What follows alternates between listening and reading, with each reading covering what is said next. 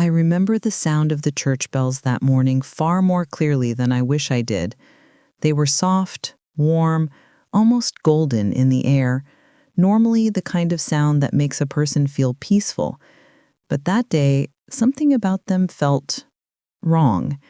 Each ring felt heavy, almost like a warning I couldn't interpret yet. I stood just inside the reception hall, smoothing my pale blue dress with nervous hands. I had picked the dress carefully, wanting to look respectful and neat without taking any attention away from my son, Daniel. It was his wedding day, and I kept telling myself to stay calm, stay quiet, let the day be his, not mine. The low hum of guests talking drifted around me.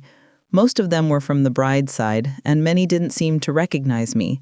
A few glanced at me politely, the way you glance at a person you assume is there to help, not to celebrate. I swallowed that sting and kept reminding myself that weddings are chaotic. People get distracted. Not everything is personal. Still, I felt strangely alone in that crowded space, and the loneliness curled deep inside me, the way a cold draft sneaks in under a door. Daniel had always been my world. I raised him by myself after his father walked out. I still remember that night, the kitchen dark except for one small lamp, the air thick with the smell of the leftover spaghetti I never got around to eating. My husband had stood in the doorway holding a single duffel bag, telling me he wasn't ready to settle down. Daniel was not even a year old. I remember sitting on the floor after he left, holding Daniel in my lap as he fussed, not crying loudly, just those soft little whimpers babies make when they sense something is wrong.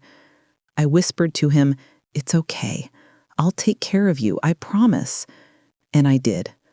For years, it was just the two of us. I worked long shifts at a small diner. My feet ached most days, but I always tried to come home with a smile. Daniel would run to me with drawings, little gifts made out of paper and glue and child-sized imagination. He'd sit on my lap and tell me stories about his day, even if his day was nothing more than building blocks or learning a new letter at school. He was quiet but kind, thoughtful in a way little boys aren't always taught to be. When he started middle school, he'd check on me when he noticed I was tired. "You okay, Mom?" he'd ask softly. And even when I wasn't, hearing him ask made something warm settle in my chest. He grew into a gentle young man with big dreams. He was the first in our family to earn a scholarship. I remember the day the acceptance letter arrived. We both cried, me openly, him trying to hide it behind a proud smile. He asked if he should work part-time to help with the bills, but I told him no.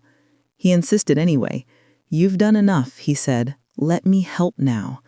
I didn't want to burden him, but that moment made me feel like everything I had sacrificed was worth it. When he met Samantha, he seemed different. Not bad, just distant in a way I wasn't used to. He talked about her with excitement, but also with a kind of carefulness, as if he was choosing every word. He said she came from a well-off family, that she was smart, polished, very driven. I didn't want to pry, though part of me worried, not for myself, but for him. Daniel always had a soft heart. I knew from the way he talked that he admired Samantha deeply, maybe more than he should have. When I met her, my uneasiness grew. Samantha was beautiful in a refined, expensive way. Her hair looked like she had it styled every week. Her nails were perfect. Her clothes seemed delicate enough that one wrong move might tear them. She gave me a small, practiced smile, the kind you give to someone you have no real interest in getting to know. "Nice to meet you, Mrs. Howard," she said. I told her to call me Nora. She didn't. Over the next year, Daniel visited less. At first, he gave explanations, busy weeks at work, dinners with her family, events she wanted him to attend. Later, he didn't explain much at all. I understood that life changes, that children grow up and move into their own worlds, but sometimes he'd sit across from me at my kitchen table, sipping the tea I made for him, and I could feel the distance between us, like an invisible wall. He'd scroll on his phone when he thought I wasn't looking. He'd laugh at messages from her. He'd tell stories that all seemed to revolve around her life, her friends, her expectations. I never wanted to complain. I never wanted him to feel torn, so I smiled, nodded, asked questions, and told myself it was enough to see him happy, even if he didn't see me the way he used to. When the wedding day came, I woke early to make sure nothing about me would embarrass him. I curled my hair lightly, put on soft makeup, wore the nice shoes I kept for special occasions. I even skipped breakfast because my stomach felt tight with nerves.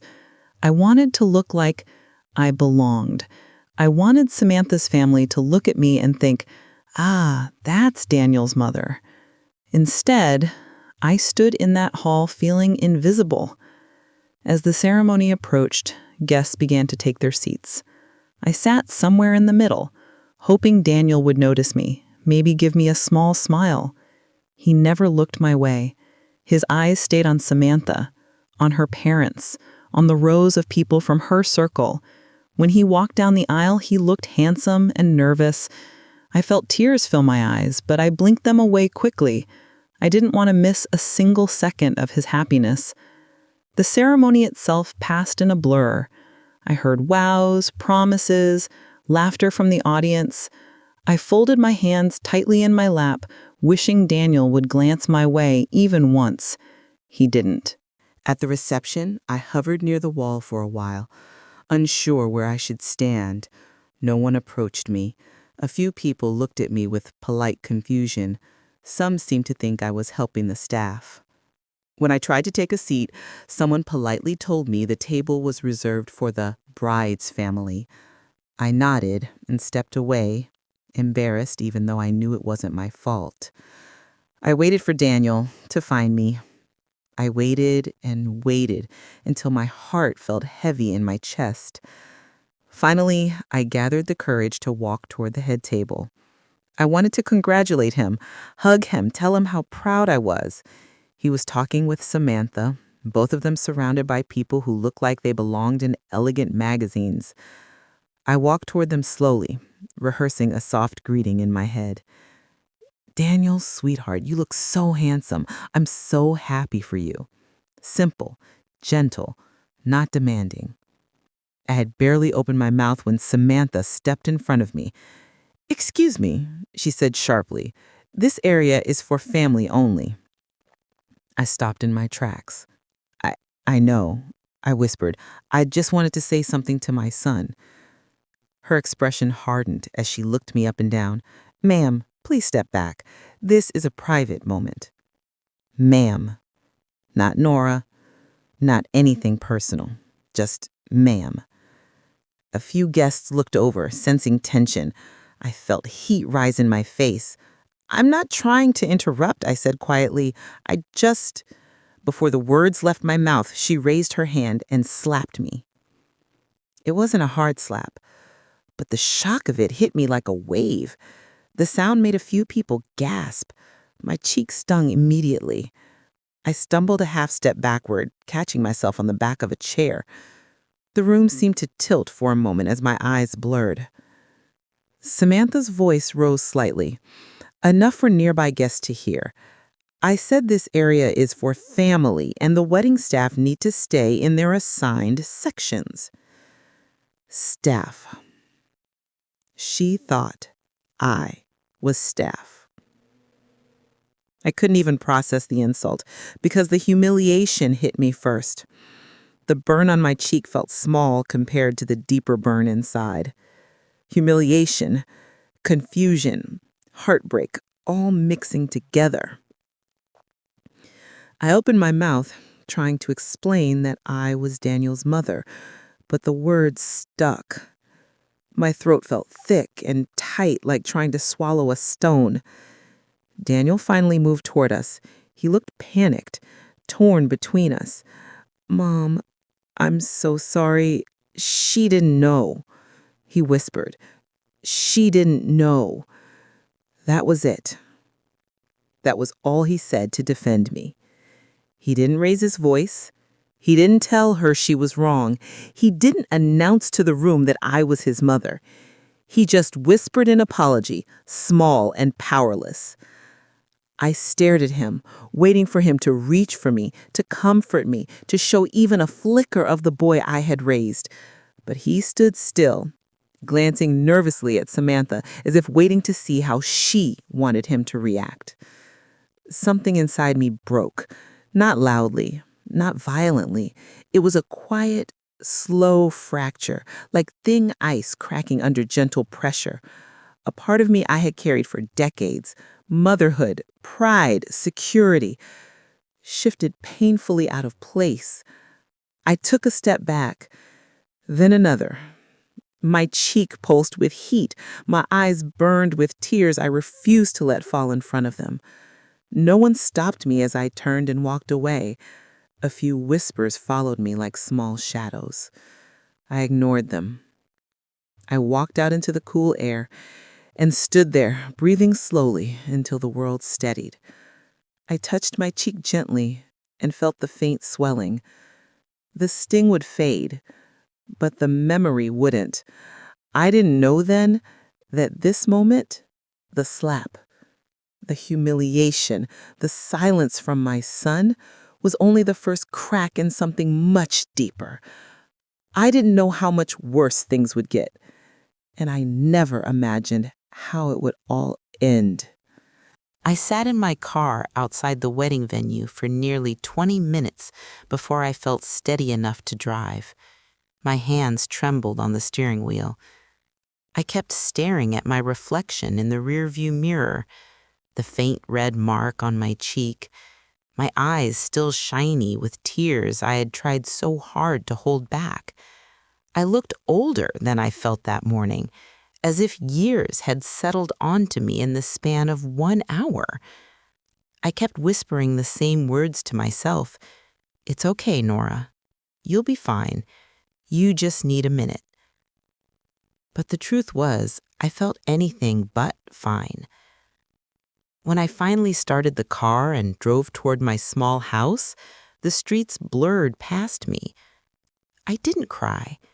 I think I was too shocked to cry. My heart felt hollow, like someone had scooped out all the warmth inside.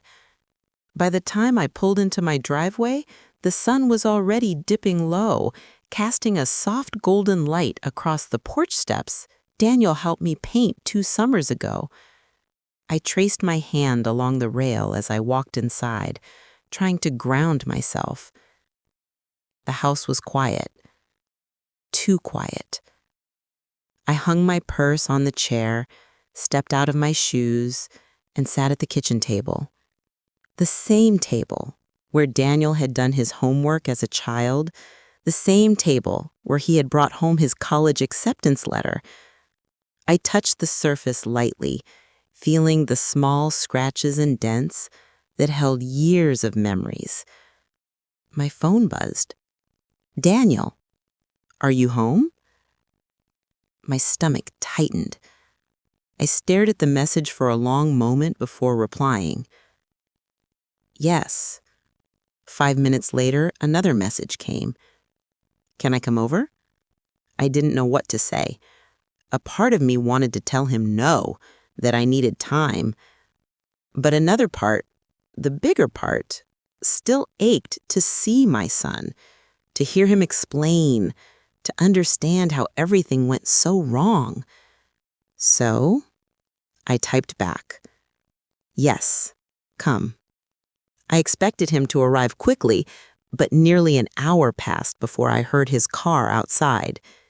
When he walked into the kitchen, he looked exhausted, shoulders slumped, tie loosened around his neck. He sat across from me, just like he did when he was younger. But there was something different about him now, something guarded, as if he had walked into a room full of invisible tripwires. "Mom?" He started softly. I waited, staring at the table. He said, "I'm sorry." His voice was almost a whisper. I finally looked at him. His eyes were filled with guilt, but there was something else too. Fear. Maybe shame? I wasn't sure. You didn't defend me, I said quietly. Your bride slapped me, and you didn't say a word. He winced. I know how bad it looked. But Mom, she didn't know who you were.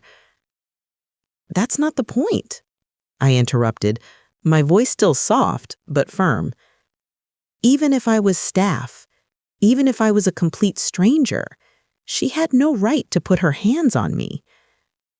He swallowed hard. She thought you were crowding us. She was overwhelmed. There were photographers and Daniel. I shook my head gently. This isn't about a misunderstanding. This is about respect. He stayed quiet for a long moment.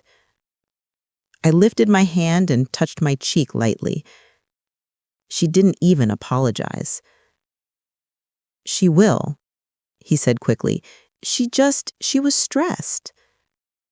I looked at him deeply then, searching for the boy I raised, the boy who used to run to me when he scraped his knee, the boy who once promised he'd always take care of me. I wanted to find even a fragment of that child, but all I saw was a man torn between loyalty and fear. Do you love her? I asked. He nodded slowly. Yes, I do. And does she love you?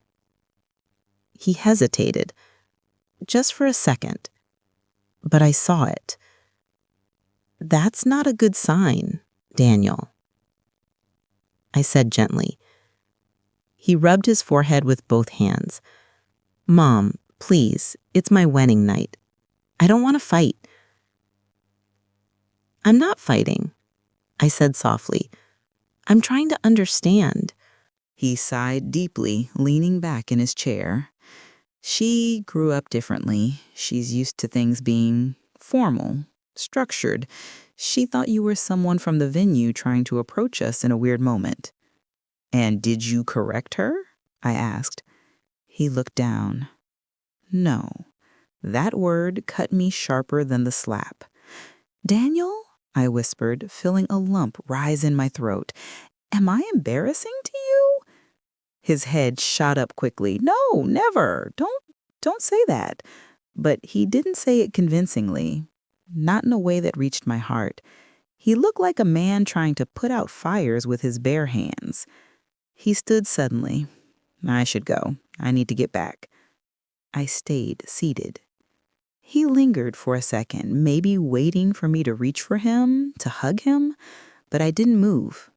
I didn't trust my voice. He gave me a small, strained smile and left. The door closed softly behind him. I sat there for an hour after he left. The house felt heavier than before, like every wall was holding a piece of the hurt. I went to bed early, but sleep didn't come easily. My mind kept replaying the moment Samantha lifted her hand, kept replaying Daniel's face frozen in fear or indecision. I wondered where I had gone wrong. I wondered what I could have done differently. But mostly, I wondered if this was the beginning of losing my son forever. Over the next few weeks, things didn't get better. Not at all. Daniel called less. When he did, the conversations were short. He sounded tired all the time. He always ended the calls quickly, saying he needed to help Samantha with something, or they were going out, or they had dinner with their parents. Her parents seemed to have become the center of his world. He talked about them with a tone that felt almost like admiration, as if he was trying to live up to their expectations. Meanwhile, I noticed small things changing. He stopped visiting on Sundays like he used to. He stopped sending pictures from his week. He stopped telling me about his days at work. I felt like I was watching him fade through a window that kept fogging up more and more. One afternoon, I finally reached out. Daniel, can we have dinner this week? Just the two of us? He didn't reply for hours. When he finally did, the message was short. Daniel, Samantha doesn't think it's a good time. I read that message over and over. Samantha doesn't think. Samantha doesn't want. Samantha doesn't approve. It was like he wasn't speaking for himself anymore. I typed slowly. "What do you think, sweetheart?" There was no answer. That night, I set 2 plates on the table out of habit. I stared at the empty seat where Daniel used to sit, where he used to laugh, where he used to tell me about the things that excited him, his classes, his dreams, his ideas.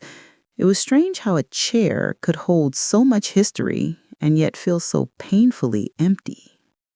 I couldn't help but imagine what Samantha must be saying behind closed doors. Maybe she told him I was embarrassing. Maybe she told him to distance himself. Maybe she thought I was beneath them. The thought made my stomach twist. A few days later, I decided to drop off a small gift, a wedding card I had forgotten to give them, along with a little framed picture of Daniel from when he was 6. He had no front teeth in the photo and was grinning at the camera while holding a sunflower bigger than his head. It was one of his favorite pictures growing up. I hoped it might remind him of simpler times. I drove to their apartment building, a tall, modern place with shiny windows and a lobby that smelled faintly of expensive perfume. I felt out of place as soon as I stepped inside. The receptionist looked me up and down as if I didn't belong. "I'm here to see Daniel Howard," I said quietly. She checked her computer. "Unit 602, but they aren't expecting visitors." I swallowed. It's okay. I won't be long. When I got to their door, I knocked softly. At first, no one answered. Then I heard footsteps. The door opened, and Samantha stood there. She wasn't smiling. "Oh," she said flatly, "you're here." "I just wanted to drop this off for you both," I said gently, holding out the small bag. She didn't take it. "Daniel's not home," she said. "And next time, please text before showing up. We have schedules." Schedules? I wasn't applying for an appointment. I was his mother. "I didn't want to bother anyone," I said. "I just—" "Leave it," she interrupted. "I'll give it to him." She took the bag reluctantly, her fingers barely touching mine. Before I could say anything else, she closed the door. Not a goodbye, not even a polite smile, just a door shutting in my face. I walked back to my car with slow steps, feeling a hollowness spreading through my chest. I sat in the driver's seat and stared at the steering wheel, wondering where this coldness came from, wondering why my presence felt like an inconvenience to them. 2 more weeks passed. No call from Daniel, no thank you for the picture or the card, nothing. Then one evening, just as I finished washing the dinner dishes, my phone vibrated. It was Daniel. My heart lifted. But when I answered, his voice was strained. "Mom, I need to talk to you." "What is it?" I asked, drying my hands. There was a long silence before he finally said, "I think I made a mistake." My heart dropped. "What kind of mistake?" I whispered. On the other end of the line, Daniel took a shaky breath. "Samantha, she's not who I thought she was." Those words would mark the beginning of the unraveling, the beginning of something far heavier, far darker than anything I could have imagined. I woke up the next morning with a heaviness in my chest that felt almost physical, as if someone had placed a stone right over my heart during the night. For a few seconds, I didn't remember where I was, and then it all came back. The wedding, the slap, the whispers, my son's silence, the strange way he couldn't look me in the eye afterward. I lay in bed staring at the ceiling, listening to the old clock ticking on the wall, each sound reminding me that life was moving forward whether I was ready or not. I had always believed time healed things, but that morning I didn't feel any healing. I felt suspended, like I was waiting for something I couldn't name. I forced myself to get up, wash my face, and make coffee even though the taste of it felt hollow. I kept thinking about the look on my son's face after the incident, the tight jaw, the confusion, the guilt.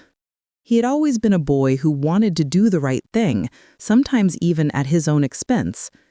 I knew that. I had raised him that way. But now that same quality had turned into a wall.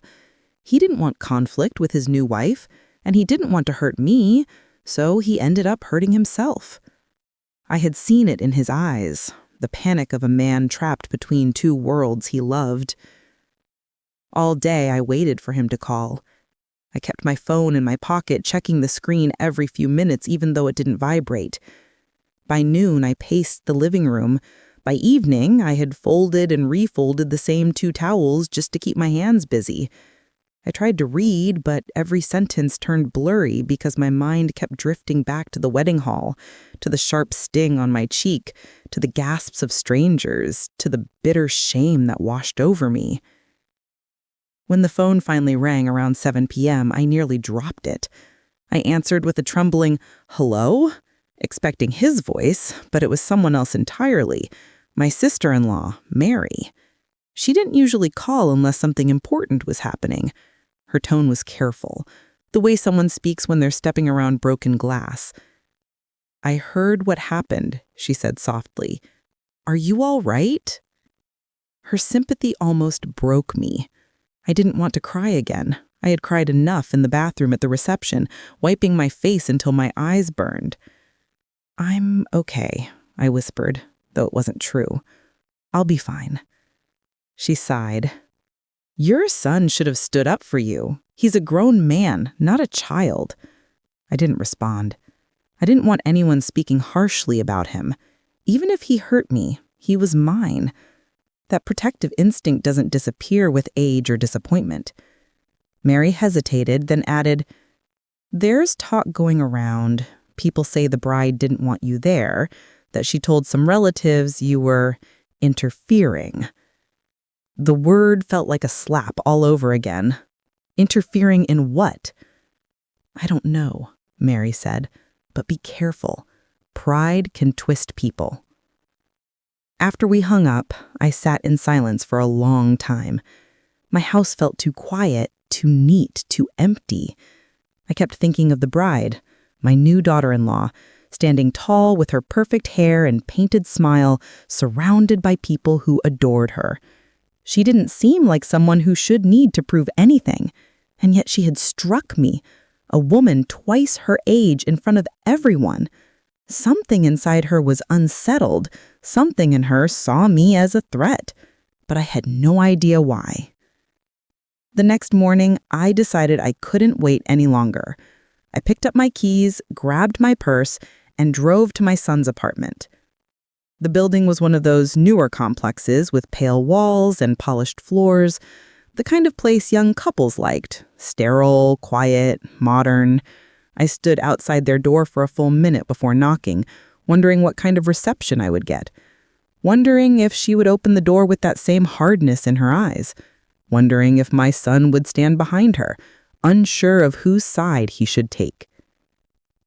When the door finally opened, it was him. His hair was a mess, his shirt wrinkled, his face drawn and pale. He looked like he hadn't slept. "Mom," he said, almost in a whisper. I reached up and touched his cheek, and he leaned into my hand the way he used to when he was small. "How are you?" I asked gently. He stepped aside. "Come in." Inside, the apartment felt tense. There were boxes still unpacked, a wedding gift bag half opened on the couch, and a plate with cold food on the table. My daughter-in-law was nowhere to be seen, but I sensed her presence in the air, like a perfume that lingers after someone leaves the room. "Where is she?" I asked. "She went to her sister's for the day," he said. His voice was flat, drained. I nodded. For a moment, neither of us spoke. Then he sat on the couch and buried his face in his hands. It scared me, seeing him like that. He had always been steady, responsible, the type of young man who kept himself together, even under stress. "What happened?" I asked quietly, sitting beside him. He didn't answer right away. He took a deep breath, then another. Finally, he said, She thought you were trying to embarrass her. I blinked. Embarrass her? How? He rubbed his forehead. She thought you were questioning her choices.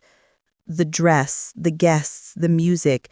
She overheard you asking one of the waiters about the food delay and assumed you were criticizing everything. That's ridiculous, I replied softly. I wasn't judging anything. I was just asking. I know, he whispered. I told her that, but she said you were taking over. She said you were making the day about yourself. She said... She stopped, closing his eyes. What did she say? I asked. He swallowed. She said you've always been too involved in my life and that you needed to be put in your place. Put in my place. The phrase echoed in my mind like a cold wind. And you believed her? I murmured, not accusing, just wounded. He shook his head quickly. No, Mom, listen, I don't believe any of that. I know you. I know your heart. But she's my wife now, and she feels threatened by how close we are. I don't know why. I don't know how to fix this. His voice cracked on the last word, and he broke down crying. I pulled him into my arms the way I used to when he scraped his knee as a little boy. Only this time, it wasn't a scraped knee. It was something deeper, something I couldn't just kiss away. He cried for several minutes, his shoulders shaking. I stroked his hair, whispering, "It's all right. You'll figure it out. I'm here. I'll always be here." When he finally sat back, he wiped his eyes and said, "She thinks you'll try to control our marriage. She thinks you'll make decisions for us. She thinks—" "I wouldn't do that," I said quietly. "I raised you to stand on your own 2 feet." "I know," he said again, running a hand through his hair, "but she doesn't." I took a long breath. "What do you want me to do?" He stared at the floor. "I want peace. I don't want to choose. I don't want to lose anyone." "You won't lose me," I said. "Not ever." He nodded, but he didn't seem reassured. I saw doubt in his eyes, not about me, but about himself, about his ability to manage a marriage that started with conflict instead of harmony. Before I left, I touched his shoulder. "Tell her I'd like to talk when she's ready, calmly, without blame." He nodded, but didn't promise anything. The days that followed were strangely quiet. My son didn't call often. When he did, his voice was thin, like he was walking on eggshells. I tried not to pressure him. I wanted him to build his new life without feeling tethered to me. But the silence hurt. It settled into the corners of my house, into the soft chair in the living room, into the space beside me at the kitchen table. I ate dinners alone, often not finishing my food. Each night I told myself tomorrow would be better, but tomorrow kept disappointing me. One evening, I drove to the grocery store. I walked slowly through the aisles, picking up apples, bread, small things. As I reached for a jar of jam, I heard someone call my name. It was one of the women from the wedding, a distant relative of the bride's. She hesitated before approaching me. "I'm sorry for what happened," she said quietly. "None of us expected that." I tried to smile, but it felt stiff. "Thank you." She lowered her voice. "I shouldn't say this, but the truth is, she never wanted you there." A chill spread through me. "Why?" "She said you were too close to your son. She said you'd interfere in their marriage. She said she needed to set boundaries from day one." Boundaries. That word again. I drove home in silence, the streetlights passing over the windshield in long, thin streaks. When I got home, I sat in my car for a moment, staring at the steering wheel. I realized then That the slap wasn't an accident or a moment of panic. It was intentional, a message, a declaration. That realization hurt more than the slap itself.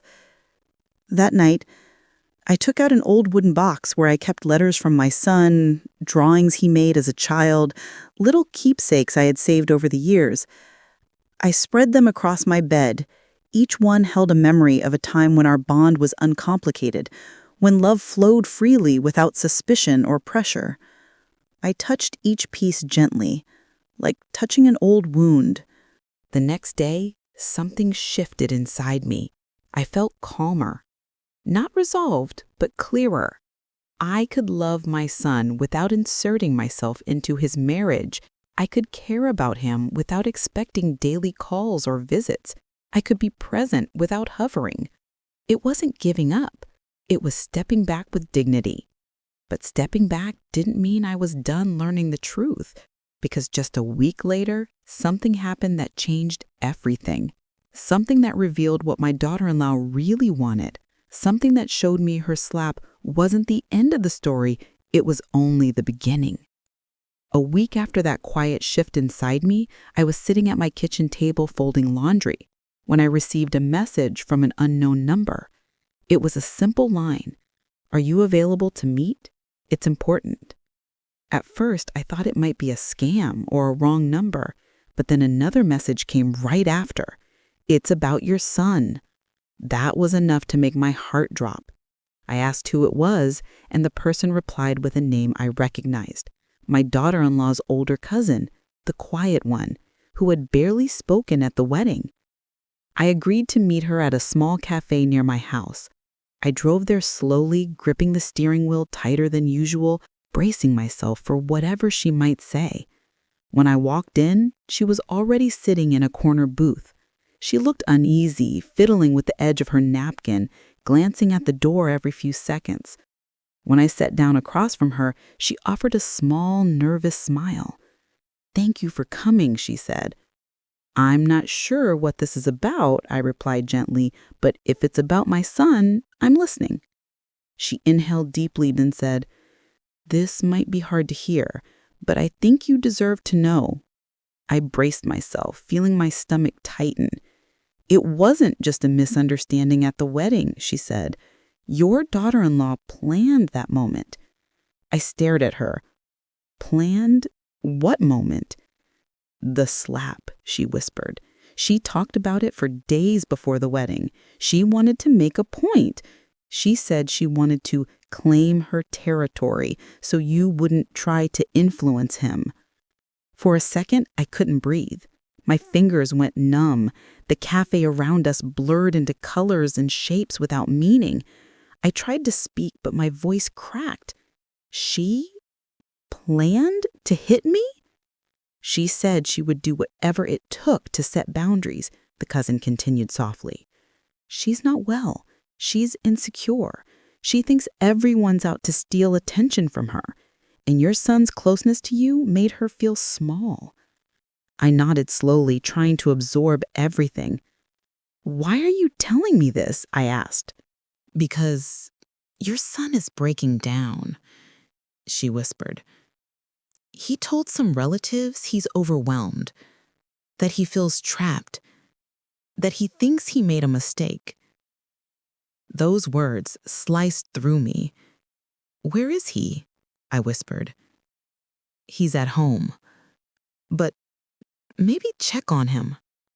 When I left the cafe, the cool air hit my face like a wake-up call. I got into my car and sat still for a minute, holding the steering wheel with both hands, feeling the tremble in my fingers. I didn't know whether to drive to him immediately or take a moment to steady myself. But a mother's instinct is faster than logic.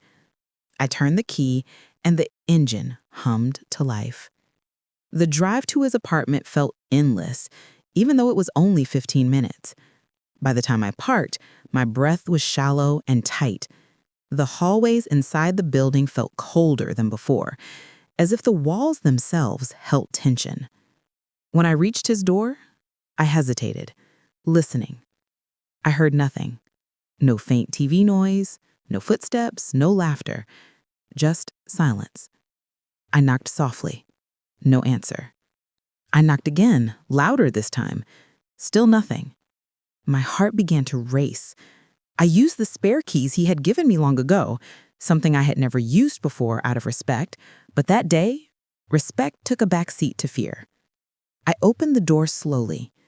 The apartment was dark, except for the faint afternoon light creeping through the blinds. I stepped in, calling his name. I got no response. When I walked further, I saw him on the couch, curled up, his head resting on his knees. He looked small, smaller than he ever had since he was a child. "Sweetheart?" I whispered. He lifted his head. His eyes were red and swollen, and his face looked like he hadn't slept in days. When he saw me, he didn't say anything. He just stared, as if he was too exhausted to form words. I walked over and sat beside him, placing my hand gently on his back. He slowly leaned against me, resting his head on my shoulder. I wrapped my arm around him. "What's going on?" I asked quietly. He took a long, shaky breath and said, "I can't do this. I can't handle all of it."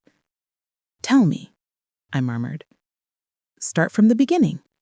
He swallowed hard and said, "She's been yelling every day, telling me I have to choose her over you, telling me I need to cut ties with you. She says you're manipulating me. She says you're the reason she feels insecure." My heart broke at every word. He continued, "I tried to defend you.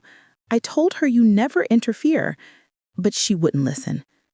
She said she would make my life miserable if I didn't set boundaries with you. I don't need boundaries. I'm not in your marriage. She doesn't believe that.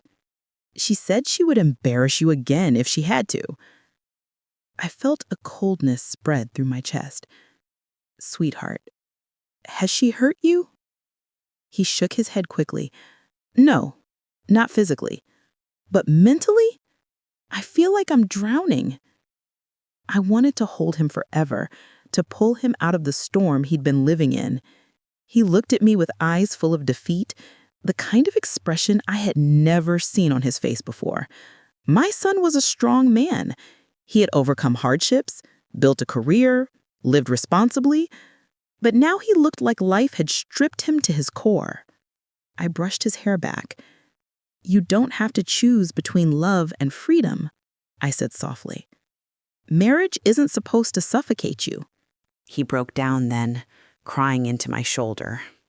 I held him, rocking slightly, the way mothers do without even thinking about it. His tears soaked through my shirt, but I didn't care. I just kept whispering, "It's all right. I'm here." After a while, he calmed. We talked for a long time about his fears, his confusion, the pressure he felt to make the marriage work even though it felt wrong from the beginning. He admitted he had wanted to delay the wedding but had been pressured by her family, by expectations, by his own desire not to disappoint anyone. At one point he whispered, "I thought I could fix it. I thought if I tried hard enough she'd feel secure. But the harder I try, the worse it gets." I placed my hand over his. "Love shouldn't feel like a punishment," I said gently. "You deserve peace." He nodded slowly, but he didn't look convinced. I realized then that he wasn't just sad. He was sinking. When evening came, I made him something simple to eat, eggs and toast. He barely touched it. Afterward, he lay back on the couch, staring at the ceiling. "I don't know what to do," he whispered. "You don't have to know everything right now. Just breathe. One day at a time." He closed his eyes. I stayed with him until he fell asleep, listening to his uneven breathing. I wanted to stay all night, but I didn't want him waking up embarrassed that his mother was hovering, so I gently covered him with a blanket, kissed his forehead, and left quietly. I didn't know that night was the last time I'd see him look like himself. Over the next days, his calls became shorter, his messages more distant. He kept saying he was tired, overwhelmed, confused. I tried to encourage him, remind him that he wasn't alone, but something had shifted inside him. He wasn't just stressed, he was fading. And then one morning, everything shattered. I was making oatmeal when my phone rang. It was my daughter-in-law's sister. Her voice was frantic, shaking. The moment I heard it, my knees grew weak. I clutched the phone so tightly my hand hurt. "What happened?" I whispered, but I already felt the answer rising in my chest like a scream I couldn't release. She hesitated, then said through tears, He locked himself in the bathroom. He wasn't responding. We had to break the door." My heart stopped. "He's not okay," she cried. "Please come now." The drive to my son's apartment that morning felt like moving through thick fog. Every second stretched thin and trembling. I could barely see the road even though the sky was clear. My hands shook against the steering wheel, and several times I had to blink hard just to keep from breaking down. I don't remember the traffic lights, the turns, or even getting out of the car once I arrived. I only remember running, straight up the stairs, through the hallway, toward the door I had feared would hold bad news. His wife's sister opened the door before I could knock. Her face was pale, her hair messy, and her eyes swollen from crying. The moment she saw me, she covered her mouth with her hand and stepped aside silently. I rushed inside. The living room was a mess. Blankets thrown around, a cup knocked over, and the faint sound of someone sobbing coming from the bedroom. My legs felt weak as I walked toward the noise. My daughter-in-law was sitting on the floor, hugging her knees, rocking back and forth. She didn't look up when I stepped into the room. She just kept whispering, "I didn't mean it. I didn't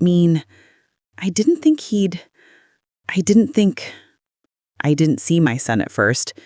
It was only when I stepped closer that I saw the bathroom door open and two paramedics kneeling on the tile floor.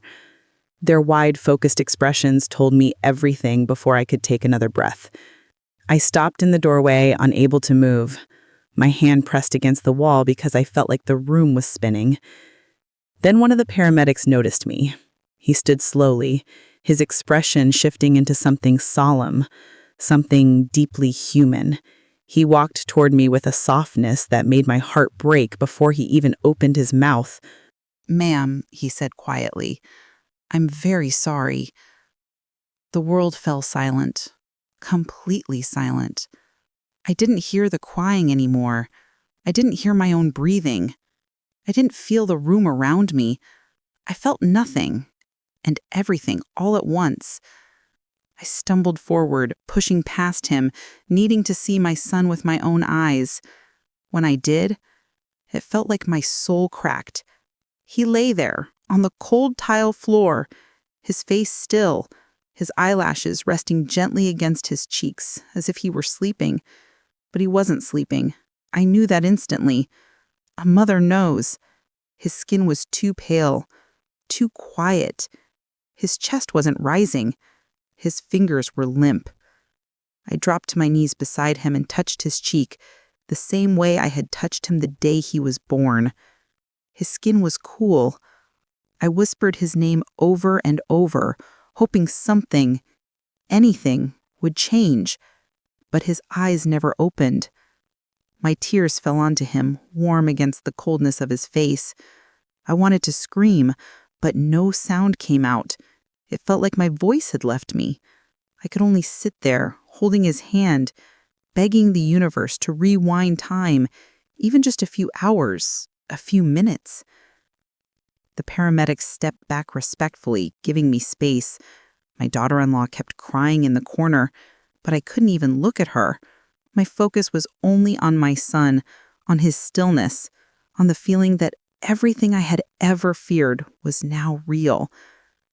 At some point, I don't know how long, I felt a gentle hand on my shoulder. It was one of the paramedics. He whispered, "We need to take him." I nodded, numb. They carefully lifted him, and I followed them all the way to the door, watching each step like I was walking behind a part of my own heart being carried away. When they left the apartment, I stood in the doorway until the hallway felt too empty, too hollow. Inside, my daughter-in-law hadn't moved from the floor. When she finally looked up at me, her face was red and streaked with tears. She whispered, "I'm sorry. I didn't mean to push him. I didn't mean any of it." I didn't answer, not because I hated her, but because my grief was too big to fit words around. I just turned away and walked into the living room, where I sat on the couch and stared at the wall for a long time. My body felt heavy, like it wasn't mine. My mind refused to process what had just happened. Her sister-in-law approached me after a while, her voice trembling. She said, "He left a note." I slowly turned my head toward her. "A note?" She nodded and handed me a folded piece of paper. My hands trembled as I opened it. It was short, just a few lines in his handwriting. "Mom, I'm tired. I feel trapped and guilty for everything. I don't want to choose between the two women I love. I'm sorry. I love you. Please forgive me." I pressed the paper to my heart and let out a sound I had never made before. A deep, wounded cry that felt like it came from the core of my being. It echoed in the room, and then I stopped because breathing hurt too much. For the next few days, everything felt like a blur. The funeral home, the papers, the decisions, the arrangements. I moved through them like a shadow of myself. People came to offer condolences, and I nodded politely because I didn't have the strength to speak. My sister-in-law, Mary, stayed with me, making meals I barely touched, answering calls I couldn't bear to pick up. At the funeral, I stood beside the casket and ran my fingers along the wood, remembering the first time he held my hand with his tiny newborn fingers. I remembered his first steps, his school plays, his awkward teenage years, his college graduation, all the moments that shaped him. I remembered the laughter we shared, the dinners, the long talks. I remembered the dreams he had for his future. But all I could think was how none of those memories prepared me for this moment. My daughter-in-law came to the funeral, too. She stood far away from me, crying into a handkerchief. People whispered. Some judged her. Some pitied her. I didn't look at her. I couldn't. Not yet. Not while my heart was still bleeding. After everyone left and the cemetery grew quiet, I stayed. I sat on the bench near his grave for hours, watching the sun inch across the sky. Birds flew overhead, leaves rustled. Life kept moving even though mine had stopped. Eventually, I whispered, "I'll carry you with me. Always." It was the first thing I had said all day. In the weeks that followed, my home became a shelter for my sorrow. I spent mornings sitting by the window, afternoons sorting through his childhood things, evenings walking through empty rooms. People checked on me, and I appreciated it. But grief is a private thing. It wraps around you like a heavy blanket. Some days I felt strong enough to fold laundry. Other days I couldn't get out of bed.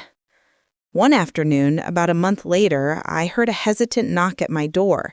When I opened it, my daughter-in-law stood there. She looked smaller, thinner, with dark circles under her eyes. She held her hands together tightly, as if stopping herself from shaking. She whispered, "I know you don't want to see me, but I needed to apologize, really apologize." I didn't invite her inside. I didn't shut the door either. I just stood there, holding a fragile calm. She swallowed hard. "I was wrong. Everything I did was wrong. I thought if I controlled things, I'd feel secure. I blamed you because I didn't know how to deal with my own insecurities. I hurt him, and I hurt you." Tears filled her eyes. "I'm not asking for forgiveness. I just needed you to hear me say it." Her apology was sincere. I could see it. And yet, forgiveness isn't something that arrives quickly or neatly. It comes slowly, in gentle waves, not out of obligation, but out of understanding. I nodded slightly. I appreciate your words, I said softly, but healing takes time. She wiped her tears, nodded, and stepped back. I'm sorry, she whispered again before walking away. I closed the door quietly and stood there for a moment, letting the silence wash over me. Strangely, I didn't feel angry anymore, just sad, deeply sad, for all of us. In the months that followed, I learned to live again, slowly, tenderly. I took morning walks, I planted flowers in my yard, I joined a support group where other mothers shared their stories of loss. We cried together, listened to one another, and found small pieces of peace in shared pain. One evening, sitting on my porch, wrapped in a warm blanket, I watched the sun dip below the horizon. As the sky turned soft shades of gold and rose, I felt a gentle presence in the quiet, not a voice, not a vision, just a sense, a memory of my son's warmth, his laughter, his love. I closed my eyes and whispered, I'll live for both of us. Life didn't return to what it was before. It never does after a wound this deep, but it began to move forward again, inch by inch, carried by love, memory, and the quiet strength of a mother who survived the unimaginable. And that, in the end, became my gentle truth. Grief reshaped me, but it didn't destroy me.